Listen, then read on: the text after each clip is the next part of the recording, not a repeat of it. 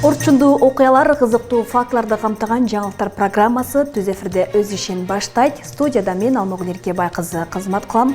Саламатсыздарбы? Алгач бүгүнкү чыгарылыштан кыскача. Сокулукта автоунаадан пулемет менен автоматтын октору табылды. KG Group курулуш компаниясынын негиздөөчүсү Имамидин Ташев 13 январдан баштап ачкачылык жарыялаган. Сугат жерлерде айрым учурларда трансформациялоого уруксат берилди. Электрондук товардык транспорттук коштомо кагазы жоюлат. Салык кызматы дагы кандай тобокелдиктерге барат? Орто жана кичинекей ишкерлерге жоюлат. Ал эми крупный, ири ишкерлерге наоборот күчөтүлөт. Жөнөкөйлөштүрүлөт, бирок күчөтүлөт. Экөө баягы бир түшүнүк да.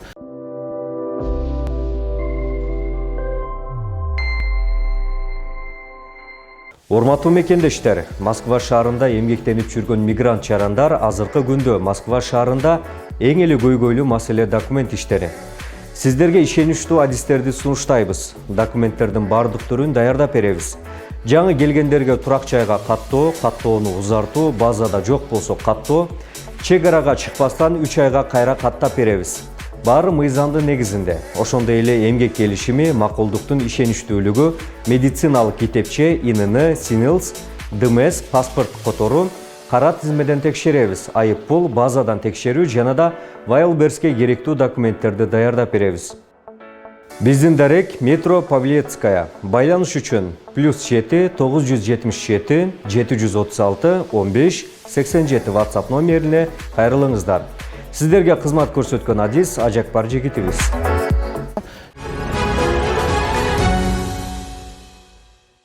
Сокулукта автоунаадан пулемет менен автоматтын октору табылды. Бул тууралуу Чүй облустук ички иштер башкармалыгынан билдиришти. Маалыматка ылайык автоунаа ишемби күнү токтотулган. Тинтүү учурунда андан АК-74 автоматы үчүн 86 патрон жана Калашников пулеметторунун 74 патрону табылып, ичиндеги 3 кишинин мурда соттолуп чыкканы аныкталган деп айтылат маалыматта. Факты боюнча курал-жарактарды жана ок-дарыларды мыйзамсыз жүгүртүү беренесинин негизинде иш козголуп, кармалгандар убактылуу кармоочу жайга киргизилген. KG Group курулуш компаниясынын негиздөөчүсү Бишкектеги номер 1 тергөө абагында жаткан Имамидин Ташев 13 январдан баштап ачкачылык жарыялаган. Бул тууралуу ишкер 14 январда Бишкектин 1 май райондук сотундагы отурумунда айтып, тергөө абагынын администрациясына жазган катын көрсөттү. Катта Бишкектеги номер 1 тергөө абагында 2024 жылдын 20 декабрдан тартып абактагы шектүүлөрдү кыйноолор башталганы, текшерүүлөр күчөп, кечкисин электр жарыгы өчүрүлүп жатканы жазылган. Буга каршылык көрсөтүп ачкачылык жарыялаганын билдирди. Жаза аткаруу кызматы буга азырынча комментарий берилек. Имамидин Ташев 2024 жыл 6 декабрда ачкачылык жарыялап, 18 декабрда токтоткон. Улуттук коопсуздук боюнча мамлекеттик комитет Имамидин Ташевти 2024 жылы 22 апрелде кармаган. Мекеменин маалымдашынча, ишкер Кыргызстандын чек арасынан Казакстан тараптан мыйзамсыз өткөн соң Чүйдүн Панфилов районунун Кайыңды айылында кармалган.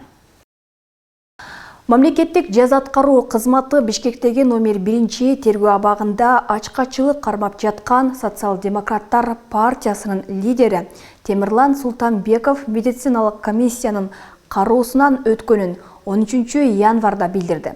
Маалыматка караганда текшерүүнү жаза аткаруу кызматынын госпиталдык бейтапканасынын дарыгерлери жана медициналык башкармалыктын адистери жүргүзгөн. Султанбеков алсыраганын, таманы ооруп бутунун манжаларын жакшы сезбей калганын айткан. Жүргүзүлгөн клиникалык биохимиялык анализдер норманын чегинде, ЭКГ жана ички органдарынын УЗИ диагностикасынын жыйынтыктары эч бир патология тапкан жок. Темирлан Султанбековго тиешелүү медициналык дарылоо сунушталууда деп айтылат маалыматта. Мекеме Султанбеков 2024 жылдын ноябрынан бери ачкачылык кармап баштаганын, шире суу жана дан кошулган суусундуктарды ичип жатканын белгилейт. Жаза аткаруу кызматы Султанбековдун ден соолугун тыкыр көзөмөлдөп, зарыл болгон медициналык жардамды көрсөтүп жатканын, ошондой эле түшүндүрүү иштери жүргүзүлүп жатканын билдирди. Токмок шаарынын мурдагы мэри Урмат Самаев акталды. Бул тууралуу жогорку соттон билдиришти.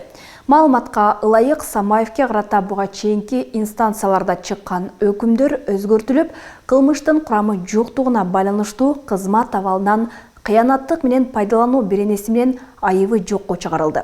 2023-жылы апрелде УКМК Токмок жылуулук муниципалдык ишканасында туруктуу коррупциялык схема уюштурууга тиешеси бар деп Самаевди кармап, ишканада болгон мыйзамсыз иштерден мамлекетке 130 миллион сомдон ашык зыян келтирилгенин билдирген. Урматбек Самаев 2016-жылы жогорку кеңешке депутат болуп шайланган. Ал Токмок шаарынын мэри болуп 2021-жылдын августунда дайындалган.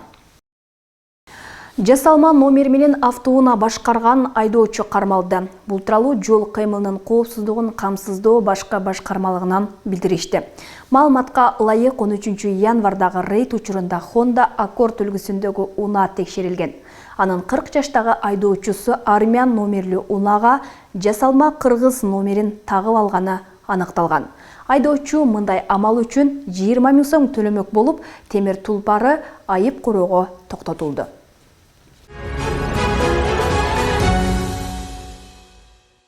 Сугат жерлерди айрым учурларда трансформациялоого уруксат берилди. Тиешелүү мыйзамга президент Садыр Жапаров кол койду. Документ жогорку кеңеш тарабынан 2024-жылдын 12 декабрында кабыл алынган. Мыйзамга ылайык муктаждык болсо, сугат айдоо жерлерди менчигине карабастан трансформациялоого болот. Айдоо жерлердин категориясын билим берүү, саламаттык сактоо объектилерин, дене тарбия, ден соолукту чыңдоо комплекстерин, ветеринардык, фитосанитардык жана агробиохимиялык лабораторияларды курууга которууга болот деп жазылган маалыматта. Ошондой эле айдоо жерлерге суу чарба курулуштарын курууга мүмкүнчүлүк берүү каралган. Аталган мыйзамды депутаттар Айбек Маткеримов, Аманкан Кенжебаев, Кундузбек Сулайманов жана Марлен Маматалиев демилгелеген. Алар айдоо жерлердин категориясын которууга киргизилген чектөө инвестиция тартууга тоскоол болуп жатканын белгилешкен. Анткени зарыл болгон инфраструктураны куруу үчүн жер участогун бөлүп берүү мүмкүнчүлүгү жок болуп келген. Мындан улам суб объектилерди куруу үчүн сугат жерлерде трансформациялоого мүмкүндүк берилди. Ошондой эле мыйзамдын 1-беренесинин 2-бөлүгүнүн 3-пунктунда мамлекеттик же муниципалдык гана менчикте турган деген сөздөр алып салынды. Бул жеке менчикте турган жерлерди дагы белгиленген максаттарга трансформациялоого жол ачат. Жогорку кеңеште талкууланып жатканда депутат Акбөкөн Таштанбеков жер менчик болгондо компенсация жагы кандай болоруна кызыккан. Буга жооп кылган суу ресурстары кызматынын директору Алмазбек Сокеев жер кодексинде бул маселе каралганын белгилеп, жер ээсине компенсация төлөнүп же ордуна жер берилерин айткан. Дагы бир жолу бул мамлекеттин пайдасына алып коюу экенин белгилеген. Электрондук товардык транспорттук коштомо кагазы жоюлат, салыктын бул түрү ири товарларга гана калтырылат. Бул тууралуу салык кызматынын төрагасы Алмамбет Шыкмаматов Кара Суу базарынын соодагерлери менен жолугушуу учурунда айтты. Анда соодагерлер салык төлөө жолдорун жеңилдетүү боюнча маселе козгошту. Соода кандай жүрүп атат? Да, шүгүр. Азыркы салык режимдерге кандай карайсыңар? Салык төлөө жолдору жеңилдетилиши керек, ар бир товарга электрондук транспорттук коштомо кагазын толтуруу маселе жаратууда. Мындай талаптар салык кызматынын төрагасы Алмамбет Шыкмаматов менен Кара Суу базарынын соодагерлери жолугушуу учурунда көтөрүлдү. Биз эску боюнча биз толук башка аймактарга сатсак эфиси жаза алабыз да. Азыр эми налоговый кодекс менен банктын өздөрүнүн ички мыйзамдары бири-бирине дал келбей атат. Биз банкка документтерибизди алып келип, биз айына 83.400 налог төлөп атабыз, жылына миллион төлөйбүз. Мына импорт боюнча бизге мына Свифт'ти мына акчаны которуп бергилесек, бизге эсиф алып келип атат. Ушундай эле спецрежим боюнча калса, бизге аябай сонун.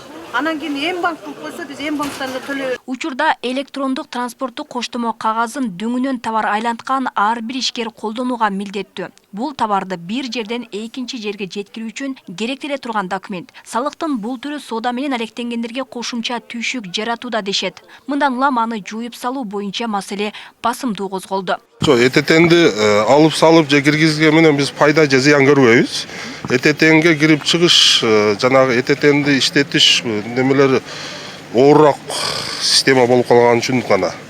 Ал бухгалтерский знания же башка бир окуп чыгыш керек экен ЭТТНди. Ошол жөнүндө ЭТТНди бир упрашение бет кылып, ЭТТНди ушундай кылып берсе, жеңилдетип берсе, эл иштеп, көпчүлүк базарда иштеген ушу бухгалтердик кесиби жоктор дагы ошону жеңилирээк жолу болсо ЭТТНди иштетенге элдер иштете берсе керек. Оорчулук болуп калды, себеби биздин ар бир товарыбызга, ар бир колдонгон товарыбызга ЭТТНге документ керек болуп калды. А биз документти каяктан алабыз? Биз базардан баарын базардан сатып алаткан болсок, карапайым эл мисалы үйүнөн барып бир мешок картошка сатса, бир мешок картошка бизге ЭТТН жазып бербейт да. Соодагерлердин пикирин жеринен уккан салык кызматынын төрагасы электрондук транспорттук коштомо кагаз маселеси жоюларын айтты. Салыктын бул түрү ири товарларга гана калтырылат. Ал үчүн мыйзам иштелип чыгаарын кошумчалады. Бүгүнкү күндө ЭТТК 13 миңден ашуун ар кандай товарга колдонулат. Электрондук транспорттук коштомо кагаз мунай заттарына, алкоголдук ичимдиктерге, тамекиге, дары-дармекке жана медициналык буюмдарга гана калат. Ага катар импорт менен алектенгендерге дагы талап кылынат. Жоюлат, анткени биз президентибиздин тапшырмасы менен жумуш жутуп, мыйзам токуп, парламент колдоп берип, анан президентибиз кол койсо, ошондо жоюлду деп айтсак болот. Азыр жоюлууга багытталган иш-аракеттер жүрүп атат. Эгерде концепция боюнча айтсак, ушул жеңил жана орто жана кичинекей ишкерлерге жоюлат. Ал эми крупный, ири ишкерлерге наоборот күчөтүлөт. Жөнөкөйлөштүрүлөт, бирок күчөтүлөт. Экөө баягы бир түшүнүк да. Буга чейин да салыктын жаңы эрежелери соодагерлердин бир топ нааразычылыгын жараткан. Ал негиздөө Кара Суу менен Дордой базарындагы ишкерлер өзгөчө салык режими менен иштөөгө өткөрүлгөн. Анда салык төлөө ким канча соода кылганга карап аныкталган. Алсак жылына 8 миллион сомго чейин соода кылгандар айына 3,5 миң сомдон төлөшөт. Буга чейин Кара Суу базары патент менен иштеген мезгилде бир жылда 92 миллион 96 миллионго чейин бир жылдык салык жиналган. Азыр 6 айдын ичинде особый режим менен, өзгөчө режим менен 110 миллион акча жиналды. Көп темп рост 169%. Жакшы эффект берди. Ошол бир жылда мурун 92 миллион берсе, азыр биздин расчеттор боюнча бир жылда Кара Суу базары 196 миллион акча берет. ЭТТН сөзсүз бюджет образующий товарларга сөзсүз прослежка керек да, өсөт. Ошо ЭТТН пайдаланганыбыз эсебинен ошол жылдан жылга биздин чогулткан сбор өсүп келатат да. Кара Суу районунда былтыркы жылы 2 миллиард 200 миллион сом салык топтолгон, анын ичинен аталган базардан 196 миллион сом салык жыйналган. 2022 жылдан тарта өлкөдө фискалдык реформа деген негиз менен көзөмөл кассалык машина, электрондук эсеп фактура жана электрондук товардык транспорттук коштомо кагазы өңдүү, салыктык башкаруу, санариптештирүү иштери жүргүзүлүп келет. Алмагүл Эрке, Багызы Адилбек Абдакимов, Ош ТВ. Күйүүчү май бир айдын ичинде орточо 5-6 сомго арзандаганын Нефтет рейдерлер ассоциациясынын директору билдирди. Маалыматка ылайык бензин 10 декабрда 3 сомго, андан кийин дагы 3 сомго чейин төмөндөгөн. Күйүүчү майдын акыркы убактагы дээрлик 5 сомго чейин арзандаганын айдоочулар да байкаган. Арзандатуунун негизги себеби калган күйүүчү майды сатып түгөтүү максатында киргизилген. Кененирээк кийинки материалда сөз болот. 10 январь күнү Кыргызстандагы айрым май куючу жайларда күйүүчү майдын баасы литрине орто эсеп менен 3 сомго арзандаган. Баанын төмөндөгөнүн айдоочулар да байкашкан. Алар айрым гана компанияларды ылдыйлаганын, кээ бирөөлөрүндө айырма дагы деле чоң экенин айтышты. Жок, байкалды. 2 сом арзандап калды. 65 сомдон бери ушундай эле да. Байкалган деле жок дейм да. Жок, байкалды. Канча сом арзандады? Аны точно билбейм. Канча сомдон чыккансыз? 66дан кылган. Bilmiyorum ben, arzandaydı değil mi canımdan ya? Байкалды. 60 сомдон Канча сомдон чыккансыз? 67 сомдон 69 чейин чыкты. Биздин редакция Ош шаарындагы бир нече май куючу компаниядан күйүүчү майлардын учурдагы баасын аныктадык. Анда АИ 92 үлгүсүндөгү бензиндин Red Petroleum, Empa жана Partner Nef ишканасы 1 литрин 63 сом 20 тыйындан сатып жатат. Ал эми АИ 95 үлгүсүндөгү бензин 69 сом 50 тыйындан сатылса, дизелдин баасы 71 сом 60 тыйындан деп бааланууда. 2025 жылдын башталышы менен күйүүчү майдын баасы дээрлик 5 сомго чейин арзандаган. Бул нерсе айдоочуларга да байкалган. Биз азыркы учурда күйүүчү май канча сомдон сатылып жатат деген суроо менен май коюучу жайда иштеген кызматкерлерге кайрылып көрдүк, бирок алар бул маалыматты берүүдөн баш тартты. Өзүңүздөр күбө болгондой, бул жерде күйүүчү майлардын дээрлик канча сомго чейин арзандаганы көрүнүп турат. Ал эми нефт трейдерлер ассоциациясы мындай арзандатууну Орусияда күйүүчү майдын дүң баасы төмөндөгөнүнө байланыштуу болгону менен түшүндүрдү. Учурда көпчүлүк колдонгон АИ 92 бензини орточо эсеп менен 62 сомдон сатылып жатыптыр. Россияда арзандоо болгон, ошон үчүн бизде да арзандап атат. Дүң баалар ылдыйлаган. Декабрда эле. Декабрда биринчи жолу 3 сомго арзандатылган, мына 10 январда дагы 3 сомго арзандады. Күйүүчү майдын баасын арзандатуу менен Мунай ассоциациясы калган бензиндердин калдыгын түгөтүү максатын көздөөдө. Бүгүнкү күндө орточо эсеп менен күйүүчү майдын калдыгы 2 айлык калган. Алдыда бензиндин баасынын көтөрүлүшү же төмөндөшү боюнча так маалымат жок экенин уюмдун президенти билдирди. Эч ким айта албайт буну. Эртең бааны көтөрүп баштаса, бизде да акыр менен көтөрүлөт акырындык менен. Ар бир компанияда ар башка. Бирөөлөрдө 2 айлык, бирөөлөрдө 1 айлык запастар бар. Канат Эшатов, Кыргызстандын мунай сатуучулар ассоциациясынын президенти. Белгилей кетсек, 2024 жылы 1 октябрдан тартып Кыргызстанда күйүүчү майды милдеттүү маркалуу ыкмасы киргизилип, ага байланыштуу ар 1 литр күйүүчү майга кеминде 37 тыйындан кошулган. Ошондой эле Кыргыз өкмөтүнүн сунушу менен 1 январдан тартып күйүүчү майдын жана газдын баасына жолго төлөнүүчү салык 1 сомдон кошулары да кабарланган. Өлкөдө 1 400 000 жакын унаа каттоодон өткөн. Толбай Бурканбеков, Мирбек Конобаев, Ош ТВ. Үй сатып алууну пландаган жарандар курулуш объектинин мыйзамдуулугун текшере алат. Бул тууралуу мамлекеттик курулуш агенттигинен билдиришти. Маалыматка ылайык ведомстводо элдин алданып калуусун алдын алуу максатында жаңы бөлүм түзүлгөн. Соңку убактарда мыйзамсыз курулуштан үй алып алданып калгандар көбөйдү. Мына ошону эске алып, санариптик трансформация, маалыматтык камсыздоо жана коштоо бөлүмү түзүлдү. Ал акысыз кызмат көрсөтөт. Үй сатып алууну пландаган ар бир жаран курулуш объектинин мыйзамдуулугу тууралуу так маалымат алуу үчүн ушул бөлүмгө кайрыла алат деп жазылган маалыматта. Мындан тышкары Бишкек шаары Манас проспектиси 28 дарегиндеги МАМ курулуштун бирдиктүү терезе бөлүмүнө кайрылууга болот. Ошондой эле агенттиктин расмий сайтынан жана QR-код аркылуу текшерүү мүмкүнчүлүгү бар. Мамлекеттик жана муниципалдык кызматкерлерге кыргыз тилде билүү деңгээлин жана мөөнөтүн белгилөө сунушталды. Тиешелүү токтом долбоору коомдук талкууга чыгарылды. Ага ылайык кызматтык милдетин аткаруу үчүн зарыл болгон көлөмдө мамлекеттик тилди билүү деңгээлдери кыргыз тест аркылуу аныкталат. Мамлекеттик органдар жана иш берүүчүлөр кызматкерлерди тиешелүү деңгээлде окутуу үчүн шарттарды түзүүгө милдеттүү. 2025 жыл ичинде мамлекеттик тилди талап кылынган деңгээлде билүү боюнча сертификаты жок кызматкерлерге карата кызматтан бошотуу же төмөндөтүү чаралары көрүлбөйт. Тиешелүү деңгээлде тилди үйрөнүү үчүн окутуу иштери мамлекеттик жана муниципалдык органдардын каражатынын эсебинен жүргүзүлөт. Кыргызстан чет элдик жарандарга виза берүүнүн айрым жол жобосун өзгөрттү. Бул тууралуу Тышкы иштер министрлиги 13 январда кабарлады. Ага ылайык министрлер кабинетинин 10 январдагы токтомунун негизинде чет элдик жарандар ыкчам кызмат көрсөтүү тарифин тандаган маалда алардын арызы келип түшкөндөн кийин 24 сааттын ичинде визасы даярдалат.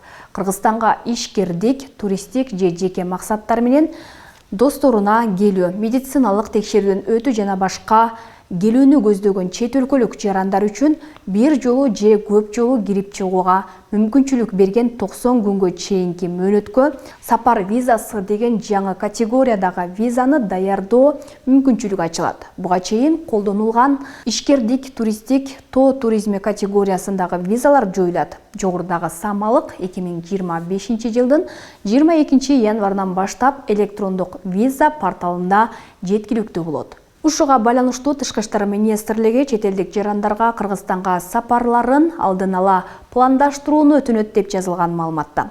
Толугураак маалымат алуу үчүн Тышкы иштер министрлигинин консулдук департаментине каралса болот. Мына ушундай маалыматтар жаңылыктардын кечки топтомун түздү. Кайрадан эфир аркылуу амандашканча саламатта туруңуздар. Алдыда түз эфирдин жүрүшүн кесиптешим Дүйнө жаңылыктары менен улантат.